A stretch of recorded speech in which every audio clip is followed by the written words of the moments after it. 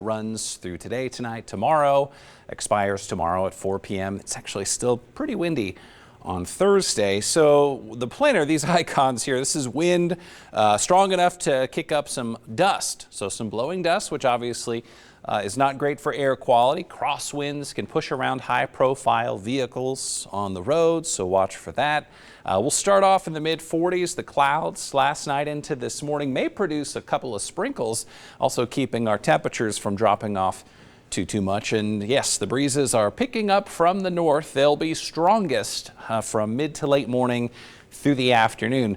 Gust anywhere from 40 miles per hour around the Strip to possibly 50 miles per hour in Centennial Hills and up around Nellis Air Force Base. A lot of wind for a lot of folks today. Tomorrow we'll take off about 5 miles per hour, but otherwise it's the same weather-wise. We'll have wind just about all, I guess that would be Wednesday long tomorrow.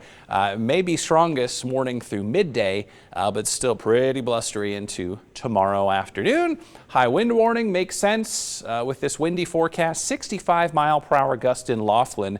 At north, wind accelerates down the topography of the Colorado River Valley. So a high wind warning for the areas in orange. The folks here in beige or tan dealing with some 30 to 40 mile per hour gusts in spots like Pahrump, Alamo, Caliente, and Mesquite. So very windy today and tonight and tomorrow. Still windy on Thursday, other than a few sprinkles this morning.